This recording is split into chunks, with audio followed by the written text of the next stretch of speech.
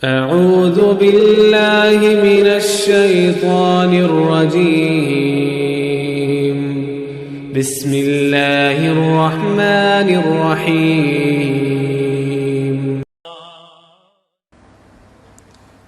أعوذ بالله من الشيطان الرجيم. بسم الله الرحمن الرحيم. إنا أنزلناه في ليلة القدر وما أدراك ما ليلة القدر ليلة القدر خير من 1000 شهر تنزل الملائكة والروح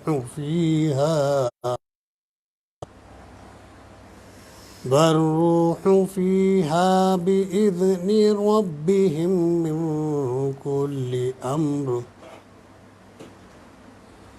سلام هي حتى مطلع الفجر. صدق اللہ العظیم.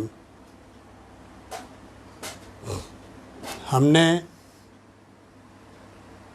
اس قرآن کو شب قدر میں نازل کیا ہے. تم کیا جانو کہ شب قدر کیا ہے؟ شب قدر 1000 مہینوں سے زیادہ بہتر ہے. فرشتے اور روح اس میں اپنے رب کے اذن سے ہر حکم لے کر اترتے ہیں. وہ رات سراسر سلامتی ہے طلوع فجر تک.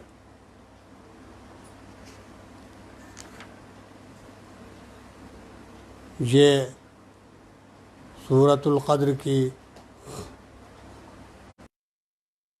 ترجمانی آپ سن رہے تھے. آج رمضان المبارک کی بر صغیر میں 27ویں شب ہے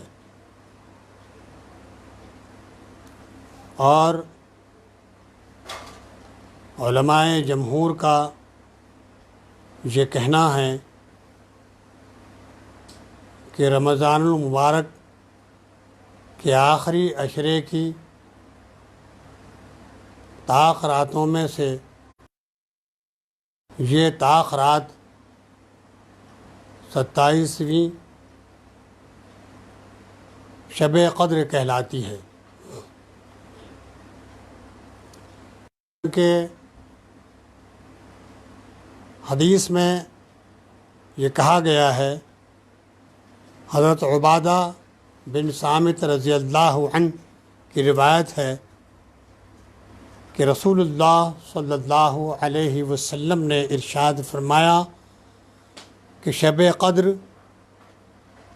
رمضان کی آخری 10 راتوں میں سے طاق رات ہے.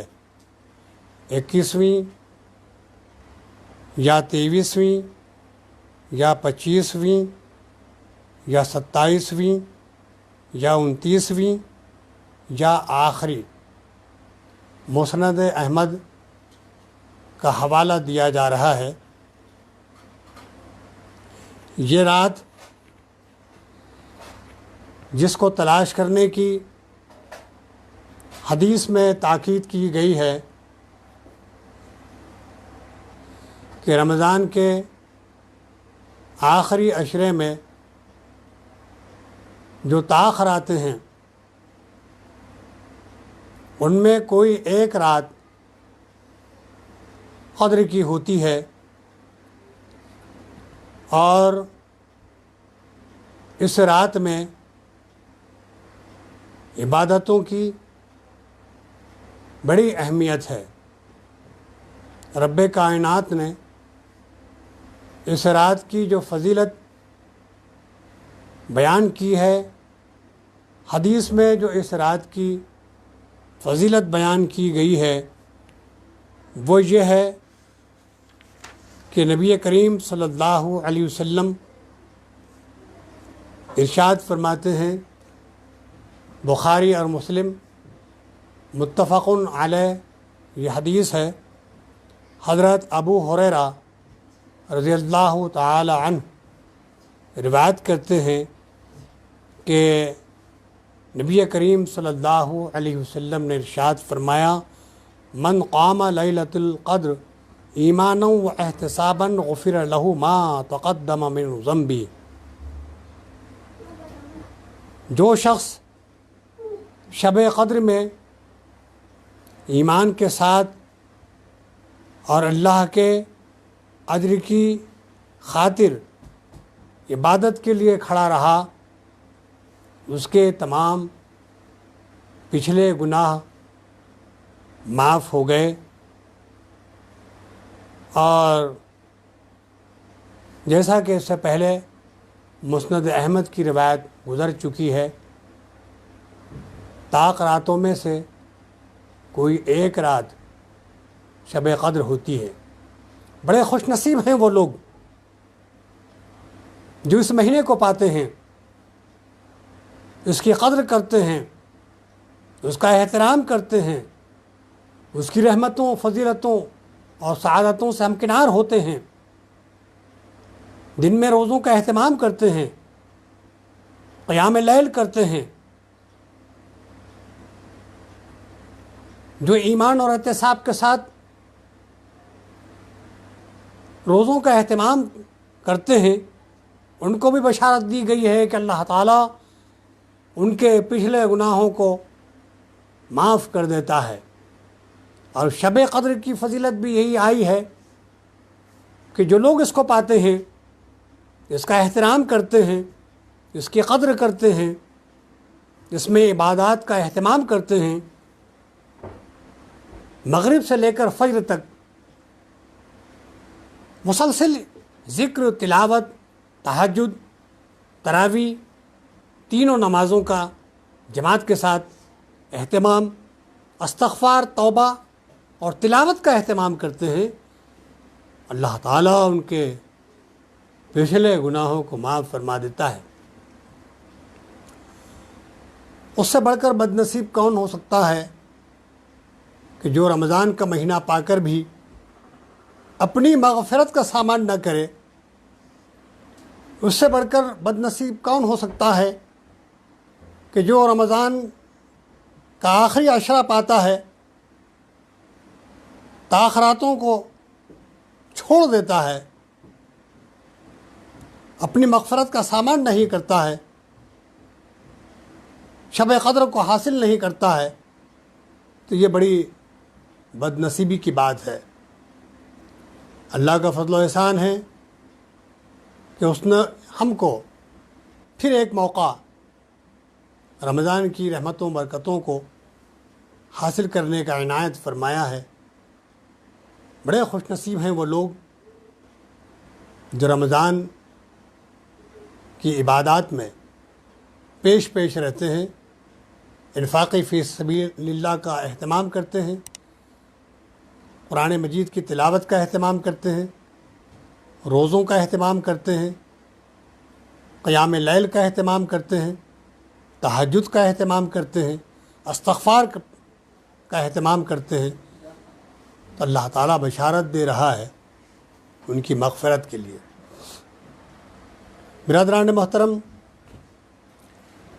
یہ جو سورہ ہے جس کی میں نے تلاوت کی اور ترجمانی بھی آپ سن رہے تھے، اس کا نام سورۃ القدر ہے۔ اور یہ جو رات جس کی تلاش میں ہم لوگ آج جاگ رہے ہیں، اس سے پہلے 3 راتیں گزر چکی ہیں، جو مساجد میں اعتکاف کرتے ہیں اور وہ اس رات کو پا لیتے ہیں۔ تو یہ جو رات ہے جس کو قدر کہا گیا ہے، تو علماء تفسیر نے اس کی تفصیل بیان کی ہے کہ یہ رات منزلت والی ہے، فضیلت والی ہے، برکت والی ہے، رحمت والی ہے، احترام والی ہے، قدر والی ہے۔ تو قدر کا ایک مفہوم یا ایک مطلب یہ سارے الفاظ استعمال کر کے میں نے اس کی وضاحت کی ہے۔ دوسرا مطلب ہے تنگی۔ اس سلسلے میں یہ وضاحت کی گئی ہے کہ آسمان سے زمین پر اتنے فرشتے آتے ہیں کہ زمین ان کے لیے تنگ ہو جاتی ہے۔ ایک مفہوم یہ بھی ہے، اور بعض علماء نے قدر کو تقدیر کا بھی نام دیا ہے، یعنی تقدیر انسان کی زندگی میں، اس کائنات میں جو فیصلے ہوتے ہیں ان فیصلوں کو تقدیر کہا جاتا ہے۔ تو کسی بھی پہلو سے دیکھیں تو یہ رات بڑی فضیلت والی ہے، بڑی اہمیت والی ہے۔ اور پھر آپ لوگ جانتے ہیں، اس سے پہلے بھی میں نے رمضان کے ابتدائی پروگرام میں قرآن کے بارے میں، قرآن کی عظمت، قرآن کے نزول کے بارے میں، قرآن کی فضیلت کے بارے میں فجر کے درس میں کچھ باتیں آپ کے سامنے رکھیں۔ یہ قرآن اللہ تعالیٰ کی نعمتوں میں سب سے عظیم الشان نعمت ہے، سب سے بڑا انعام ہے، ملت اسلامیہ پر سب سے بڑا احسان ہے، پوری بنے نوع انسان پر سب سے بڑا احسان ہے کہ اس رات میں اللہ تعالیٰ نے انسانوں کی رہنمائی کے لیے، ہدایت کے لیے اس قرآن کو نازل کیا ہے۔ اور پھر شہر رمضان الذی انزل فیہ القرآن ھدی للناس وبینات من الھدی والفرقان فمن شہد منکم الشہر فلیصم ومن کان مریضا او علی سفر فعدۃ من ایام اخر یرید اللہ بکم اليسر ولا یرید بکم العسر وَلِتُكْمِلُوا الْعِدَّةَ وَلِتُكَبِّرُوا اللَّهَ عَلَى مَا هَدَاكُمْ وَلَعَلَّكُمْ تَشْكُرُونَ۔ رمضان کا مہینہ وہ مہینہ ہے جس میں قرآن نازل کیا گیا ہے۔ یہاں پر فرمایا کہ قرآن مجید کو اللہ تعالیٰ نے شب قدر میں نازل کیا ہے، اور سورہ دخان میں فرمایا کہ اس قرآن کو لیلہ مبارکہ میں نازل کیا ہے، لیلۃ مبارکہ میں اس قرآن کو نازل کیا ہے۔ تو وہ شب قدر، وہ مبارک رات رمضان کی ایک رات ہے جس میں قرآن مجید کا نزول ہوا ہے۔ دیکھیے، لوح محفوظ میں یہ قرآن اور دیگر آسمانی کتابیں سب محفوظ تھیں اور سب محفوظ ہیں۔ اس رات میں رب کائنات نے لوح محفوظ سے آسمان دنیا پر، بیت المعمور پر، اس کو بیک وقت مکمل نازل کر دیا ہے۔ جس ترتیب سے ہم قرآن مجید کو اپنے سامنے پاتے ہیں، اسی ترتیب سے لوح محفوظ سے رب کائنات نے بیت المعمور پہ اس کو نازل کر دیا ہے، اور پھر نبی کریم صلی اللہ علیہ وسلم پر غار حرا میں اس کا نزول شروع ہوا ہے۔ تو وہ اقرأ باسم ربک الذی خلق، یہ 5 آیتیں وہ شب قدر میں اللہ تعالیٰ نے اس کو نازل کیا ہے۔ یہ بڑا احسان ہے۔ دیکھیے، قرآن سے ہمارا تعلق ہو، یہ قرآن کے نزول کا مہینہ ہے، قرآن سے ہمارا ربط ہو، یہ اللہ تعالیٰ کا بڑا احسان ہے۔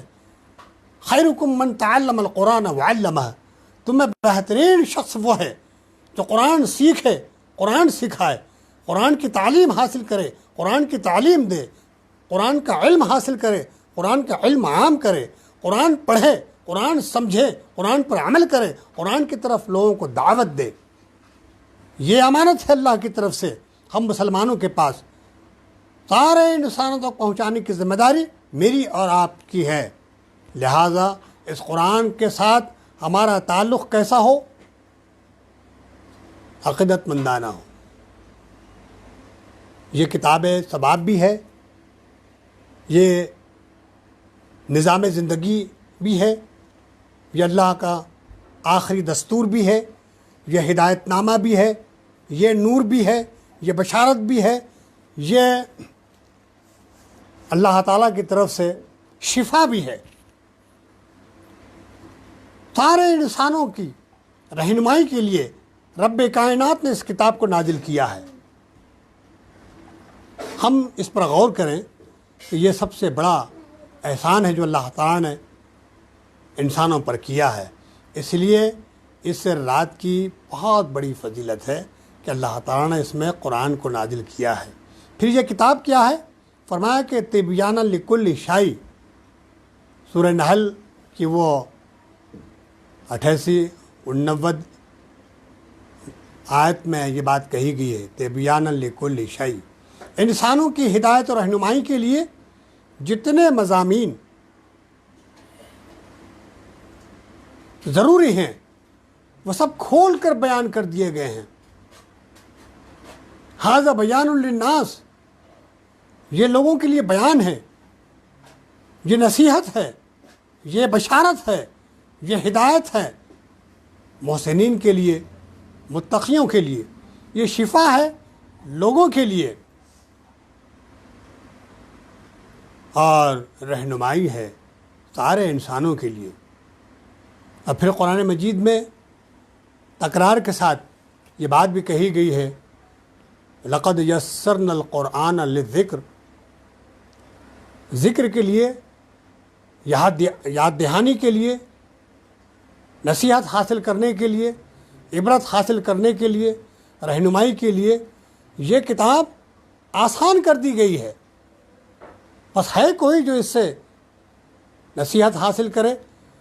تو ایک مرتبہ نہیں، بار بار اس کو دہرایا گیا ہے، اس آیت کو دہرایا گیا ہے، وَلَقَدْ يَسَّرْنَا الْقُرْآنَ لِلذِّكْرِ فَهَلْ مِن مُدَّكِرٍ، تذکر اور یاد دہانی کے لیے یہ کتاب بہت آسان ہے۔ اس میں جو مضامین بیان کیے گئے ہیں ہدایت اور رہنمائی کے لیے، جو عقائد پیش کیے گئے ہیں، جو نظریات پیش کیے گئے ہیں، اس میں سارے انسانوں کے لیے بہترین رہنمائی ہے۔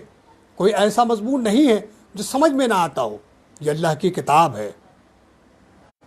اگر اس کو پہاڑ پہ نازل کیا جاتا تو تم دیکھتے ہیں کہ وہ خشیت الہی سے دبا جا رہا ہے، پھٹا جا رہا ہے۔ اسی طرح اللہ تعالیٰ اپنی نشانیوں کو کھول کر، اپنی باتوں کو کھول کے بیان کرتا ہے۔ تو بڑی عظمت والی کتاب ہے جو ہمارے لیے اللہ تعالیٰ نے لیلۃ القدر میں اس کو نازل کیا ہے۔ اس لیے رمضان کی بھی افادیت ہے، فضیلت ہے کا تصور ہم کر سکتے ہیں۔ بہرحال وَلِتُكَبِّرُ اللَّهَ عَلَى مَا هَدَاكُمْ کا اللہ تعالیٰ نے جس ہدایت سے اس نے تم کو سرفراز کیا ہے، اس پر تم اللہ تعالیٰ کی کبریائی کرو، اس کی بڑائی بیان کرو، اور جو احسان اس نے تمہارے پر کیا ہے تم اس پر اللہ تعالیٰ کا شکر بجا لاؤ، جذبہ تشکر سے تمہارا دل لبریز ہو اور تمہارا سر جھک جائے کہ اللہ تعالیٰ نے اتنا عظیم الشان احسان اور انعام تمہارے اوپر کیا ہے، تم کو دیا ہے کہ یہ قرآن اگر دنیا کی ساری چیزیں میسر ہوں جو ہم تصور کر سکتے ہیں، جتنی فیسلٹیز ممکن ہیں وہ سب دستیاب ہوں، لیکن قرآن اور اسلام اور ایمان سے اگر کوئی شخصیت محروم ہے تو وہ شخصیت سب سے بڑی محروم شخصیت ہے۔ ہم تو بہرحال بہت خوش نصیب لوگ ہیں کہ اللہ کا کلام من و عن جن الفاظ میں اس نے نازل کیا ہے انہی الفاظ میں ہمارے پاس محفوظ ہے۔ ہم اس لحاظ سے بڑے خوش نصیب ہیں کہ ہم اپنے پاس اللہ کا کلام رکھتے ہیں۔ یہ بڑا احسان ہے، اس کے پڑھنے پر ثواب ہے، اس پر غور کرنے پر ثواب ہے۔ دیکھیے اللہ کے رسول صلی اللہ علیہ وسلم نے ارشاد فرمایا ایک حدیث میں کہ قرآن پڑھنے پر ثواب کیا ہے؟ اگر کوئی ایک حرف اس کو اپنی زبان سے ادا کرتا ہے تو اللہ تعالیٰ اس کو ایک نیکی عطا فرماتا ہے، اور وہ ایک نیکی دوسری 10 نیکیوں کے برابر ہے۔ اس طرح اگر کوئی الف لام میم کہتا ہے تو اس کو 3 نیکیاں ملتی ہیں، اور وہ 3 نیکیاں دوسری 30 نیکیوں کے برابر ہے۔ اتنی عظمت رکھی اللہ تعالیٰ نے، اتنا بڑا ثواب رکھا اللہ تعالیٰ نے کہ اس کے ایک ایک حرف پر ایک ایک نیکی بڑی آسانی کے ساتھ ملتی ہے، لیکن ہمارا تعلق اس سے بہت کمزور ہو گیا ہے۔ مولانا مودودی نے ایک مرتبہ ایک مقام پہ یوں ارشاد فرمایا کہ یہ قرآن ہاتھ میں لو اور پوری دنیا پر چھا جاؤ۔ تو یہ کوئی شاعری نہیں ہے، بلکہ ایک اہم حقیقت ہے کہ ایک بڑی جماعت نے مختلف گروہوں اور قبیلوں سے کٹ کر اس کو مضبوطی کے ساتھ پکڑ لیا۔ اعتصام باللہ، اعتصام بحبل اللہ اور تمسک بالقرآن اور تذکر بالقرآن اور تدبر قرآن، قرآن پہ غور و فکر کیا، قرآن سے سبق حاصل کیا، قرآن کو مضبوطی کے ساتھ پکڑ لیا۔ تو آپ جانتے ہیں کہ وہ لوگ جو ذرا سی بات پر اختلاف کرتے، خون ریزی کرتے، آپس میں لڑتے اور انتشار کا شکار تھے، ان کے اندر کوئی اجتماعیت نہیں تھی۔ کیریکٹر کا معاملہ دیکھیں تو جس پہلو سے بھی آپ غور کریں گے، ساری کمیاں، خامیاں، گناہ، جرائم سے بھری ہوئی قوم تھی۔ پوری دنیا کے اندر تاریکی تھی، پوری دنیا زوال آمدہ تھی۔ یہ قرآن اللہ تعالیٰ نے یہ نسخہ کیمیا، یہ شفاء للناس، یہ ہدی للناس یہ عطا فرمایا، اور آپ دیکھتے ہیں کہ جو لوگ اس کو پڑھتے ہیں، اس کو سنتے ہیں، اس کو سمجھتے ہیں، اس کی حلاوت سے، اس کے نظم کلام سے، اس کے مضامین سے، اس کی جامعیت سے متاثر ہو کر، اس کی ادبیت سے، اس کی حلاوت سے متاثر ہو کر مشرف با اسلام ہو رہے ہیں، اس کو پڑھ کر مسلمان ہو رہے ہیں۔ تو آپ جانتے ہیں کہ کتنا زبردست انقلاب آیا ان کی زندگی میں کہ وہ پوری دنیا پر چھا گئے۔ دیکھتے دیکھتے 25-30 سالوں میں اتنا بڑا انقلاب آیا کہ دنیا کے 1/4 حصے پر اللہ تعالیٰ نے اس قوم کو غلبہ نصیب فرمایا، غالب کر دیا۔ تو یہ کتاب آئی ہے اس لیے خود اللہ نے فرمایا هو الذی یصورکم فی الارحام هو الذی ارسل رسولہ بالہدی ودین الحق لیظہرہ علی الدین کلہ وکفی باللہ شہیدا۔ کہیں پر فرمایا ولو کرہ المشرکون۔ 3 جگہ یہ آیت آئی ہے۔ وہ اللہ ہی ہے جس نے آپ کو رسول بنا کر بھیجا دین حق کے ساتھ اور ہدایت کے ساتھ، تاکہ پورے جن سے دین پر اس کو غالب کر دیا جائے، چاہے مشرکوں کو یہ بات کتنی ہی ناگوار گزرے۔ اور اس پر اللہ کی گواہی کافی ہے کہ یہ ہدایت اور یہ دین حق، یہ قرآن دے کر آپ کو اللہ تعالیٰ نے بھیجا ہے، اور اس لیے بھیجا ہے کہ یہ کتاب غالب ہو، یہ کتاب جاری و ساری ہو، اس کتاب کو غلبہ حاصل ہو۔ اور آپ جانتے ہیں کہ وہ اظہار دین کی جو اصطلاح ہم استعمال کرتے ہیں لیظہرہ علی الدین کلہ، کہ پورے جن سے دین پر اس کا اظہار کر دیا جائے، اس کو غالب کر دیا جائے، اس ہدایت کو نافذ کر دیا جائے۔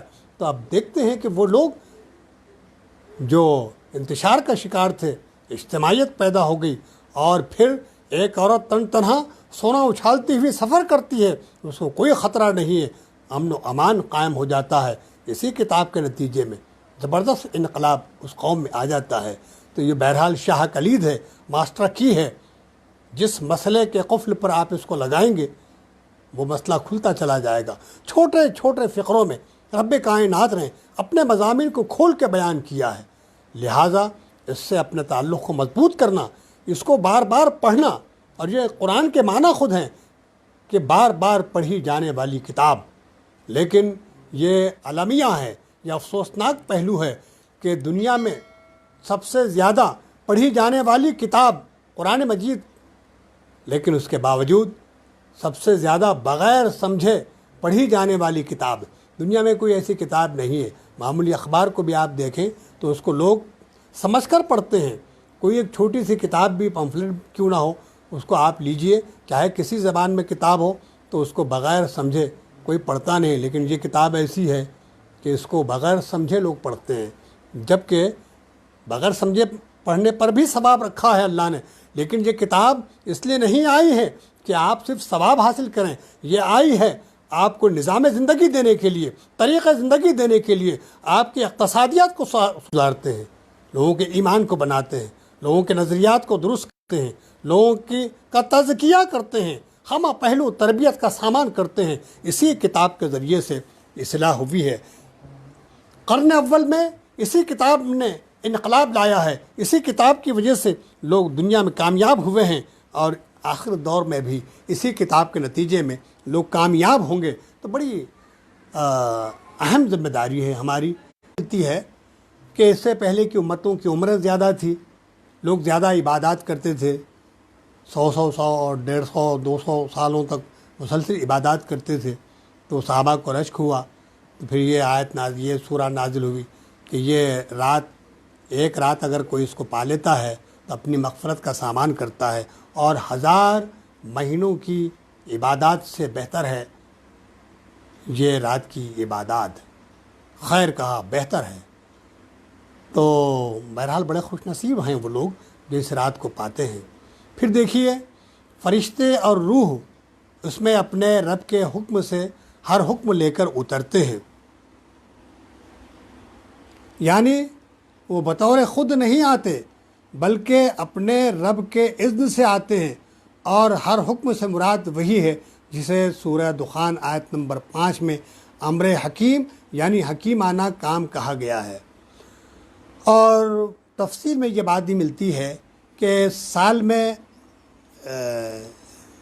جو واقعات، حادثات، موت اور زندگی کے، رزق کی تقسیم کے، یا جو مسائل اور جو سہولتیں، جو بھی تقدیر کے جو مسائل ہیں، متعلقہ فرشتوں کے حوالے اس رات میں کر دیے جاتے ہیں، اور گویا موت کے فیصلے بھی ہوتے ہیں، زندگی کے فیصلے بھی ہوتے ہیں، بیماریوں کے فیصلے بھی ہوتے ہیں، حادثات کے فیصلے بھی ہوتے ہیں۔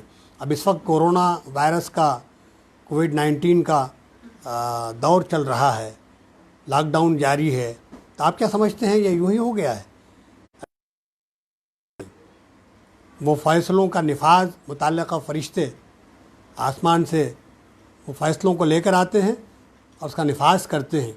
تو بہرحال یہ سال کا جو رمضان ہے ہمارے لیے تھوڑا تکلیف کا رہا ہے، لاک ڈاؤن کی وجہ سے ہمارے لیے کچھ مسائل رہے ہیں، لیکن ایک موقع یہ بھی ہے کہ ایک سوئی کے ساتھ، دل جمعی کے ساتھ، اخلاص اللہیت کے ساتھ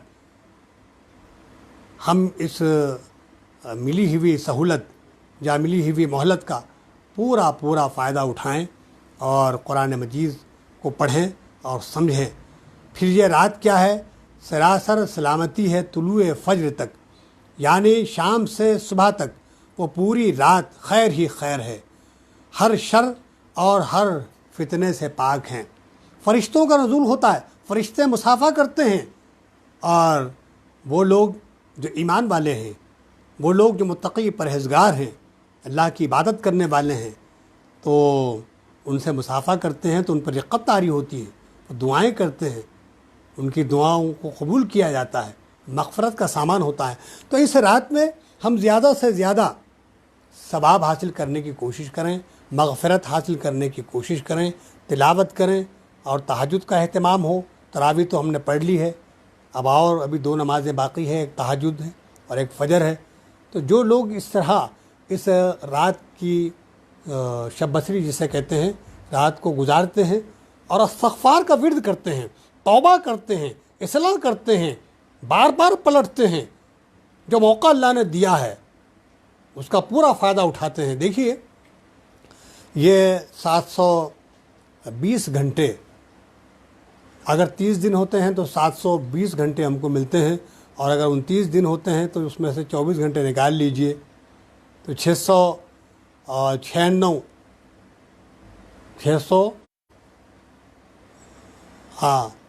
کچھ 96 گھنٹے ہم کو ملتے ہیں کہ ہم اپنی اصلاح، اپنی تربیت کریں۔ تو اس کا مطلب یہ نہیں ہے کہ ہم رمضان میں عبادات کریں۔ جیسا میں دیکھتا ہوں، اکثر آپ لوگ بھی دیکھتے ہوں گے کہ لوگ رمضان میں روزوں کا اہتمام کرتے ہیں، تراویح کا اہتمام کرتے ہیں، ذکر کرتے ہیں، تلاوت کرتے ہیں، خیرات کرتے ہیں، اور اپنے حد تک بہرحال بہت ساری برائیوں سے بچتے ہیں اور نیک عمل کرتے ہیں۔ میں نے تو یہ بھی دیکھا کہ لوگ داڑھی بھی رکھ لیتے ہیں ایک مہینے میں، اور جیسے رمضان ختم ہو گیا تو لوگ داڑھی بھی نکال دیتے ہیں، پھر وہ جو کیفیت ہے وہ کیفیت بھی کم ہو جاتی ہے، پھر نمازوں کا اہتمام بھی ویسا نہیں ہوتا ہے جیسا کہ رمضان کے مہینے میں ہوتا ہے۔ حالانکہ کہا گیا کہ تمہیں موت نہ آئے مگر اس حال میں کہ تم مسلم ہو، یعنی مرتے دم تک، آخری وقت تک اپنے تقوی پر، اپنے ایمان پر، اپنے موقف پر، اپنے اسلام پر جمے رہنا، ڈٹے رہنا، قائم رہنا، یہ تقاضا ہے اسلام کا۔ کچھ سیزنیبل میٹر تھوڑی ہے کہ آپ جو ہے رمضان کا مہینہ آ گیا تو کچھ عبادات آپ نے کر لی، اس کے بعد آپ آزاد ہو گئے ہیں۔ ایک لمحے کے لیے بھی چھٹی نہیں ملتی ہے۔ یہ سبق ایسا ہے، یہ ایسا سبق ہے کہ اس میں چھٹی نہیں ملتی ہے، اور رمضان کے بعد ذمہ داری ہماری بڑھ جاتی ہے کہ رمضان میں ہم نے جو کچھ حاصل کیا ہے اس کو سنبھال کر رکھا جائے۔ پھر جیسا جیسا وقت گزرتا ہے کچھ کمیاں آ گئی ہیں، کچھ خامیاں در آئی ہیں، تو پھر اس کے ازالے کے لیے رمضان کا استقبال کیا جائے، شان استقبال ہو۔ پھر رمضان آتا فراہم کرتا ہے، پھر اصلاح اور تربیت کا سامان فراہم کرتا ہے۔ تو یہ روٹین جو ہے ہماری زندگی میں چلتے رہتا ہے۔ تو جو لوگ پورے شعور کے ساتھ رمضان کا احترام کرتے ہیں، اس کی قدر کرتے ہیں، اس کا ثواب حاصل کرتے ہیں، اس کی رحمتوں سے فیض یاب ہوتے ہیں، اور پھر